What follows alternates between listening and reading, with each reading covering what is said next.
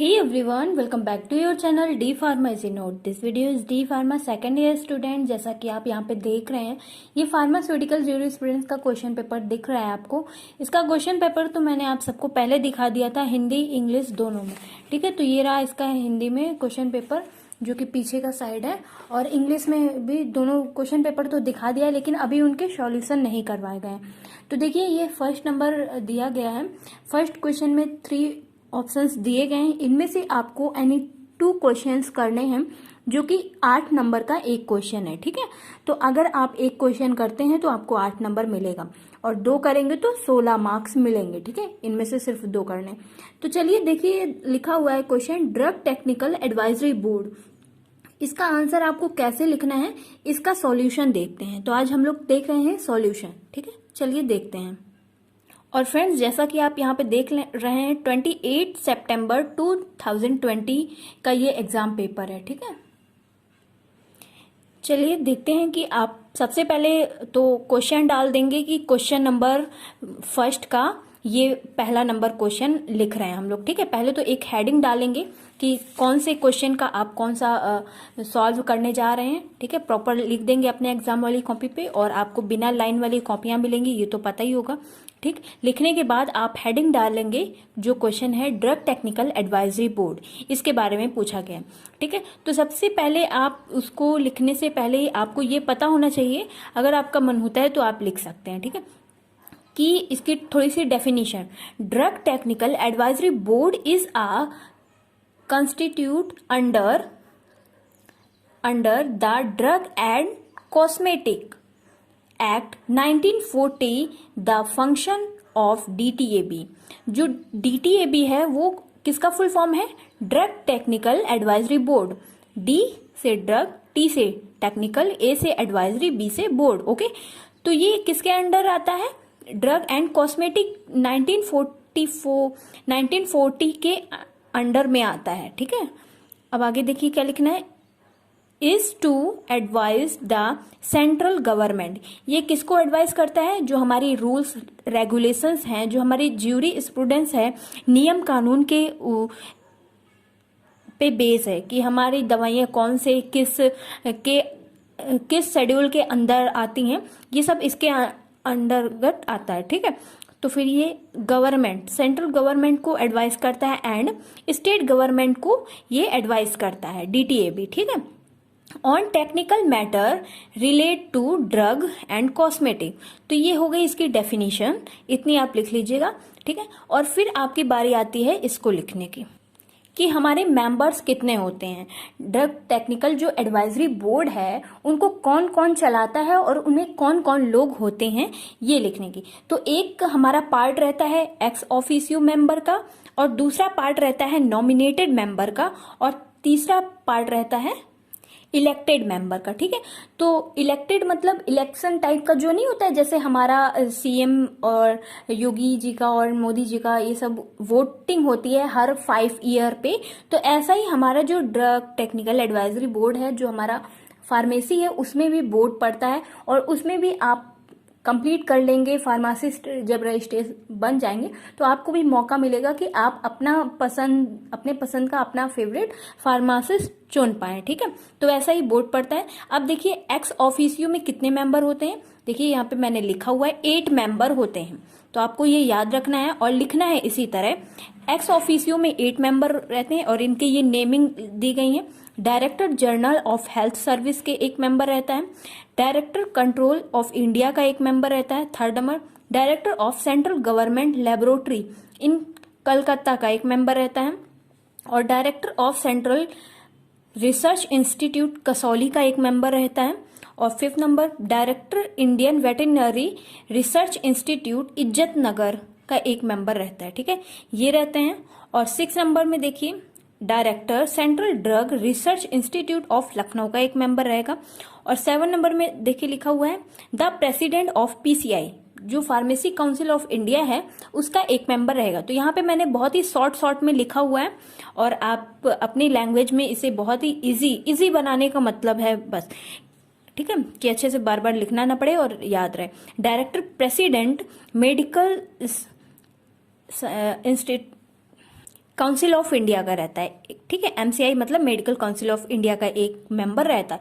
तो ये हो गए 8 मेंबर किसके, एक्स ऑफिसियो के, ठीक है। तो आपको ये याद रखना है, पूछा जा सकता है, बहुत ही इंपॉर्टेंट है, जैसा कि आपने क्वेश्चन पेपर में अभी देखा ही है। अब देखिए 5 नंबर में जो नॉमिनेट किए जाते हैं किसके द्वारा, सीजी के द्वारा नॉमिनेट किए जाते हैं, सेंट्रल गवर्नमेंट के द्वारा नॉमिनेट करे जाते हैं, वो मेंबर के बारे में देखते हैं, ठीक है। तो देखिए यहाँ पे लिखा हुआ है, तो इसमें 5 मेंबर रहते हैं। 2 person by the drug controller in state, जो हमारा सेंट्रल गवर्नमेंट है वो नॉमिनेट करेगा 2 पर्सन, कहाँ का, जो पर्सन रहेंगे कहाँ के, स्टेट के, ठीक है, कंट्रोल करेंगे। और 1 पर्सन ऑफ फार्मास्यूटिकल केमिस्ट्री का रहेगा, और 2 पर्सन रहेंगे कहाँ के, गवर्नमेंट एनालिसिस, जो गवर्नमेंट होता है जहाँ की दवाइयाँ एनालिसिस करी जाती हैं वहाँ का, ठीक है। तो आई होप मैं आपको क्लियर दिखा पा रही हूँ, क्योंकि ये मैं फोन से बना रही हूँ और एक हाथ में फोन पकड़ा हुआ है, एक हाथ से बना रही हूँ, ठीक है। तो बहुत ज़्यादा वाइब्रेट हो रहा है। और देखिए इलेक्टेड मेंबर में कौन कौन रहता है, इसके 5 मेंबर में कौन कौन रहता है, एक टीचर रहता है इलेक्टेड बाय किसका, executive community of PCI, pharmacy council of India का, ठीक है। और इसमें भी एक teacher elected by executive committee of MCI medical council India, ठीक है। एक pharmacologist elected by ICMR, Indian community matter research का रहेगा, ठीक है, जो रिसर्च करेगा कि कौन सा रिएक्शन सही से हो रहा है, फार्माकोलॉजिस्ट रहेगा। और 1 person elected by IPA, sorry screen से देखने में बहुत दिक्कत हो रही है, आईपीए, ठीक है, इंडियन फार्मासिस्ट एसोसिएट, यहाँ पे देखिए इसका फुल फॉर्म भी लिखा हुआ है। और 1 पर्सन रहेगा इलेक्टेड बाय सीएमए, मतलब काउंसिल मेडिकल एसोसिएट का, ठीक है। तो ये हो गया इसका बारे में। और अब देखिए क्वेश्चन 2 नंबर में हमसे क्या पूछा गया था। तो फ्रेंड्स ये वाला क्वेश्चन तो हम लोग ने कंप्लीट कर दिया, ठीक है, जिसमें अगर पूछा जाएगा ड्रग टेक्निकल एडवाइजरी बोर्ड के बारे में, तो आपको ये सब अभी जो आपने पढ़ा है ये सब आपको लिखना है, ठीक है। अब देखिए 2 number question, constitution of PCI, इसका आंसर आपको कैसे लिखना है, ये भी 8 नंबर का ही है, पहले ही बता दिया है, ठीक है। तो देखिए administration of the act and rules, तो जो एडमिनिस्ट्रेट करता है कॉन्स्टिट्यूट ऑफ पीसीआई, तो इसमें क्या क्या होता है ये देखिए। सबसे पहले तो आपको ऐसे हेडिंग डाल देनी है, ठीक है, और फिर लिखना है एक एडवाइजरी रहता है, 2 नंबर पे देखिए एनालिटिकल रहता है जो एनालाइज करता है, और एग्जीक्यूटिव रहता है, ठीक है। तो ये 3 पार्ट हैं, ऊपर ऊपर की पहले हेडिंग देख ली हम लोगों ने। अब देखिए एडवाइजरी में कौन रहता है, जैसा कि अभी हम लोग पढ़ चुके हैं, पहला नंबर क्वेश्चन जो हमारा ड्रग टेक्निकल एडवाइजरी बोर्ड है, तो पहला नंबर यहाँ पे यही है जो एडवाइस करता है हम लोग को। तो कौन है वो, डीटीएबी, इसका फुल फॉर्म क्या है, ड्रग टेक्निकल एडवाइजरी बोर्ड, ठीक है। और 2 नंबर पे इसी में एडवाइजरी कौन एडवाइस करता है, डीसीसी, मतलब ड्रग कंस्टिट्यूटिव कमेटी, ये भी हम लोग को एडवाइस करता है, ठीक है, पीसीआई को। अब एनालिटिकल में देखिए सेंट्रल ड्रग लेबोरेटरी, जिसका फुल फॉर्म सीडीएल है, सेंट्रल ड्रग लेबोरेटरी, ठीक है। तो आपको कॉन्स्टिट्यूशन ऑफ पीसीआई पूछा जाएगा तो आपको ये सब लिखना है, ओके। और 2 नंबर देखिए drug control laboratory in state, ठीक। और 3rd नंबर पे गवर्नमेंट एनालिसिस। और एग्जीक्यूटिव में देखते हैं लाइसेंसिंग अथॉरिटी, जब हम लोग डी फार्मा कंप्लीट कर लेंगे तो फिर हम लोग को रजिस्ट्रेशन करवाना पड़ेगा, फिर हमारा लाइसेंस मिलेगा, तो ये किसके अंडर में आता है, एग्जीक्यूटिव में। और इसमें कौन है, लाइसेंसिंग अथॉरिटी और कंट्रोलिंग अथॉरिटी और ड्रग इंस्पेक्टर, डीआई जिसे कहते हैं, जो कि मेडिकल स्टोर पे चेकिंग करने जाते हैं, ठीक है। तो यहाँ पे तो हम लोग पढ़ चुके हैं पहले ही कि डीटीए में कौन कौन मेंबर्स रहते हैं, ठीक है। तो यहाँ पे देखिए वही लिखा हुआ है, अगर आप इसको भी पढ़ना चाहते हैं तो अच्छे से पढ़ लीजिए, ठीक। अब नेक्स्ट पेज पे देखिए क्या लिखा हुआ है। तो ये सब मैंने आपके लिए लिखा है, जितने भी मैंने पूरा सिलेबस नहीं कवर किया था, मैंने सिर्फ जो इम्पोर्टेंट क्वेश्चन है, रिपीटेड क्वेश्चन है, उन्हीं को कवर किया था, और उसी से बहुत अच्छे, जितना पढ़िए एकदम सॉलिड पढ़िए, उससे ज़्यादा रहेगा। ऐसा कि नहीं पूरा सिलेबस पढ़ डाला लेकिन याद कुछ नहीं रहा, ठीक है। तो देखिए नॉमिनेटेड में भी वही लिखा हुआ है, इलेक्टेड में वही लिखा हुआ है, और यहाँ पे डीसीसी जो हमारे थे कौन से, ड्रग कंसल्टेटिव कमेटी, ठीक है, इनके बारे में ये सब लिखा है। तो आप इसे वीडियो को प्रेस करके आराम से देख लीजिएगा। क्वालिटी में थोड़ी प्रॉब्लम आ सकती है, तो क्वालिटी आप 480 480 पे देखिएगा या 360 पे देखिएगा, तब शायद दिख पाएगा। क्योंकि फ्रेंड्स एडिटिंग जो मेरा वीडियो था वो बहुत ही गंदा चल रहा था, बहुत परेशान हो गई थी मैं जब से आप लोग को क्वेश्चन पेपर सॉल्व कराने की कोशिश कर रही हूँ, लेकिन बार बार फ़ोन की वजह से नहीं कर पा रही थी, थक जा रही थी, बार बार वो बंद हो जा रहा था। ठीक, तो ये हो गया। सी नंबर जो हमारा एग्जीक्यूटिव था, लाइसेंसिंग अथॉरिटी, इसमें क्या क्या लिखा है, ठीक है, सब देख लीजिए अच्छे से।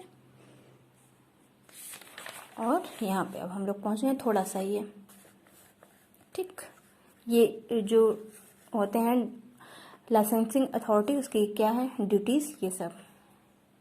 तो यहाँ तक तो हम लोग का हो गया, कहाँ, ये कॉन्स्टिट्यूशन ऑफ पीसीआई का। अब आइए थर्ड नंबर जो हमारा सेंट्रल रजिस्टर है, इसको देखते हैं कैसे लिखते हैं। सेंट्रल रजिस्टर के बारे में लिखा हुआ है, under the process of pharmacy act 1976 that, ये द लिखा हुआ है, ठीक है, the PCI of India is required the maintain a central register. तो इसको जब हम खुद पढ़ रहे थे, अपना नोट्स बनाए थे, इतना भयंकर नींद पे थे कि इतना ही लिखा था मैंने, और इसका अभी हिंदी में दिखा देती हूँ, ठीक है। तो देखिए ये सेकंड नंबर जो अपने राज्य में फार्मेसी के रजिस्ट्रेशन प्रक्रिया का वर्णन, ये पूरा इसका हिंदी में लिखा हुआ है। एक मिनट, दोनों हाथ से पकड़ती हूँ तो क्लियर दिखेगा, ठीक है। और इसके आगे का भी है, तो देखिए ये यहाँ पे भी, यहाँ पे इतना लिखा हुआ है, जहाँ पे देखिए इतना यहाँ तक लिखा हुआ है। तो आप इसको वीडियो को प्रेस करके लिख सकते हैं। अगर मैं पढ़ूंगी ये पूरा तो बहुत ज़्यादा टाइम हो जाएगा, ठीक है। और देखिए ये 2013 में भी ये क्वेश्चन पूछा गया है, तो आप उतने ही पढ़िए जितने कि आपको अच्छे से लर्न हो जाएं और बार बार रिपीट किए गए हैं क्वेश्चंस। अगर आप कहोगे कि दीदी मुझे ये ही टॉपिक का वीडियो बना दो, तो मैं ज़रूर बनाऊंगी। आप लोग एक बार बोलो तो कि हाँ, मुझे पता तो चले आपको कौन सा वीडियो चाहिए जो आपके लिए हेल्पफुल हो। पता चले मैं वीडियो बनाए जा रही हूँ और आपके लिए हेल्पफुल नहीं है, तो क्या फ़ायदा मेरे वीडियो बनाने से, ठीक है। जो आपको चाहिए वो वीडियो बताइए, तुरंत बनेगा, ठीक है। तो देखिए फ्रेंड्स, मैंने इन तीनों को कंप्लीट करवा दिया, आपको दिखा दिया है। अगर आपको इसका चाहिए हिंदी में तो फिर मैं बना दूंगी, अगर इंग्लिश में चाहिए तो उसको भी पूरा कंप्लीट कर दूंगी, ठीक है। अब आइए ये सेकंड नंबर क्वेश्चन देखते हैं, इनके शेड्यूल्स के बारे में। और शेड्यूल्स वाला वीडियो बनाया है मैंने, अगर आपने नहीं देखा है तो ज़रूर देख लीजिएगा। और पूरी जो फार्मास्यूटिकल ज्यूरिस्प्रूडेंस है उसकी लिंक मैं आई बटन पे दे दूंगी। पूरा क्वेश्चन पेपर आपको मिल जाएगा, पूरे टॉपिक्स जो मैंने इतना सारा ये देखिए नोट्स बनाया हुआ है, ये सब मैंने खुद पढ़ा हुआ है, और वो जो इम्पोर्टेंट है वो सब, ठीक है। तो उसकी पूरी लिंक दे दूंगी, प्लेलिस्ट बनी हुई है, आप देख लीजिएगा। और जो कमी रह जाती है बताइएगा, मैं पूरी कर दूंगी, ठीक है। शेड्यूल सी, एक्स, इन सब के बारे में देखते हैं, और बहुत ही अच्छे से इजी से। यहाँ पे देखिए, यहाँ पे तो नया लिखा हुआ है कि आपके लिए अभी लिखा था, पूछा गया है शेड्यूल सी के बारे में। तो देखिए यहाँ पे लिखा हुआ है, list of biological, parental and other special product whose import, manufacturing, sale, distribution on are governed by the special provision। तो ये शेड्यूल सी का आंसर है, ठीक है, इसको आप लिख सकते हैं। और दो चार अगर आपको हिंदी में चाहिए मेरी इस वाली बुक से, तो फिर उसके एग्जाम्पल भी आपको लिखे हुए मिलेंगे, ठीक है। तो वैसे तो आप इतना लिख सकते हैं, थोड़ा बढ़ा के दूर दूर करके लिख दीजिएगा, ठीक है। यहाँ पे देखिए मैंने कितना बचा के लाइन्स को लिखा हुआ है। अब नेक्स्ट देखिए, यहाँ पे शेड्यूल सी एक्स के बारे में लिखा हुआ है, तो यहाँ पे एक्स का भी लिखा हुआ है कि आपको क्या क्या होता है। List of the drug whose import, manufacturing, sale, labelling and packaging, ये किस में आता है, शेड्यूल एक्स में आता है, ठीक। तो आपको मेन पॉइंट याद रखना है कि जैसे मैंने पूरा प्लेलिस्ट बनाया हुआ है ना, पूरे शेड्यूल ए से पूरे जेड तक जो शेड्यूल है उनमें से कोई भी आ सकता है। ये नहीं कि ये वाला है तो यही आएगा। आपको शेड्यूल्स तो हरदम 100% याद होना चाहिए, ए टू जेड, ठीक है। तो वो वीडियो जरूर देख लीजिएगा, आपके लिए बहुत ही हेल्पफुल रहेगा। देखिए तो ये पूरा पूरे 5 क्वेश्चंस पूछे जाते हैं और इसमें से 4 करना है। और इनके नंबर भी देख लीजिए, 4 अगर आप एक करेंगे तो आपको 4 नंबर मिलेगा। तो यहाँ से 16 नंबर फिक्स हैं आपके, ठीक है। इसलिए इसको जरूर देख लेना है, इस वीडियो को, शेड्यूल्स लिखा हुआ है वहाँ पे, ठीक है। तो यहाँ पे देखिए शेड्यूल जी के बारे में पूछा गया, list of substance that are required to use only under medical supervision which are required to labelling control, ठीक है। तो ये है जी के बारे में। और शेड्यूल एच की जो रजिस्टर मेडिकल रहेंगे, जैसे कि हम लोग रजिस्टर हो जाएंगे अभी डी फार्मा कंप्लीट करने के बाद, रजिस्ट्रेशन करवाने के बाद, तो वही प्रिस्क्रिप्शन लिख सकते हैं शेड्यूल एच के बारे में, कि मतलब कि अगर हम लोग के पास कोई दवा लेने आता है तो उसको बिना प्रिस्क्रिप्शन के, जो डॉक्टर का पर्चा होता है उसके बिना दवा नहीं दे सकते, ठीक है। List of substance should be sold by the relate only on the prescription to register medical practitioner, बिना जो दवाई का पर्चा रहेगा उसके बिना। ये जो शेड्यूल एच के अंडर में दवाइयाँ आती हैं, उन दवाइयों को बिना पर्चे के नहीं दे सकते हैं। तो अब इस शेड्यूल एच के अंडर में कौन कौन सी दवाइयाँ आती हैं, चलिए मैं अभी दिखा देती हूँ आपको, बाद का क्यों वेट करते हैं।